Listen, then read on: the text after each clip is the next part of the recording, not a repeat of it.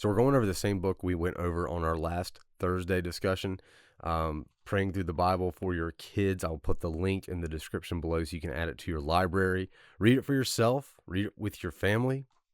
There's a lot to get out of this. And this is January 29th, Rich Religious Ruler. We might have heard of him as the rich young ruler. So this says, someone came to Jesus with this question, "Teacher, what good deed must I do to have eternal life?" Jesus told him, "If you want to be perfect, go and sell all your possessions and give the money to the poor, and you will have treasure in heaven. Then come, follow me." When the young man heard this, he went away sad, for he had many possessions. And then you can find that in Matthew 19:16, 21 through 22. And before I start reading the devotional, Jesus said, if you want to be perfect, you must do this. You don't have to give up the things in this life that you've been blessed with, but if it has a hold of your heart, that's the thing you need to give up, because Jesus should be the one that has a hold of your heart. And we discovered that in the last Thursday episode about being living sacrifices, putting things down that take the place of God and picking the things up that Jesus has for us, so we can follow him. And I'm sure some of you have heard people say it's okay to have money, but you can't let money have you. You are for Jesus. The young man who came to Jesus with a question appeared to have everything our culture says we should want for our children. He was rich, he was religious, and he was a ruler. So he had a high status. Many people chase that.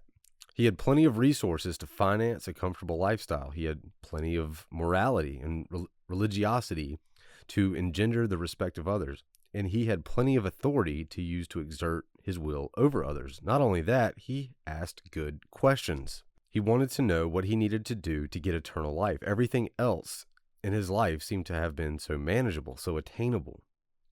And it can seem that way to our kids, who are constantly told by our culture that they can be anything they want to be and accomplish anything they believe in themselves and go after their dreams. And I've said this on podcasts before. We humans want to follow the thing that we can measure, that we can understand. And if we can't understand it, we don't want any part of it.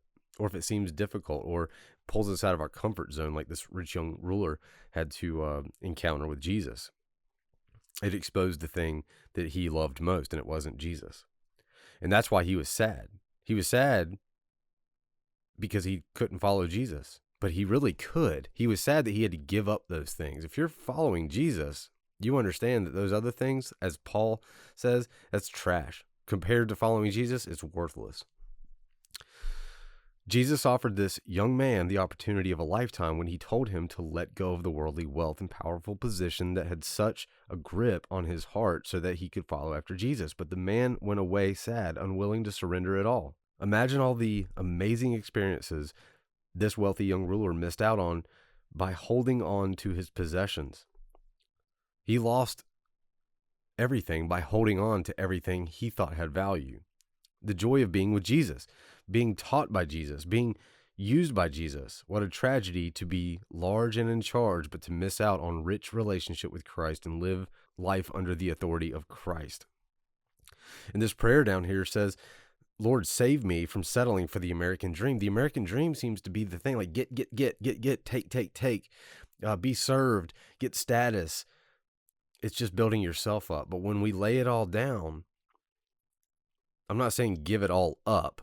I'm saying when we remove the power that thing has on our life, we can use it to serve Jesus instead of hoarding it like the farmer in the Bible who stored up all his crops and became a sluggard. He became comfortable. He stored it all up for himself.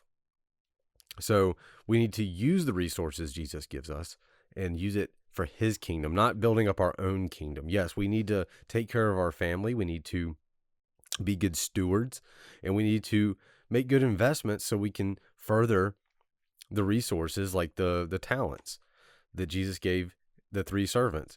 We need to be good stewards and build up what Jesus has given us, but build it so we can use it for his kingdom. So be good stewards of what God has blessed you with.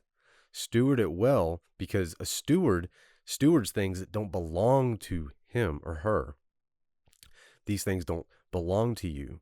They belong to God. So steward them well, and use them to glorify God and to expand the kingdom here on earth so others may encounter Jesus as you continue mission. Charlie Mike.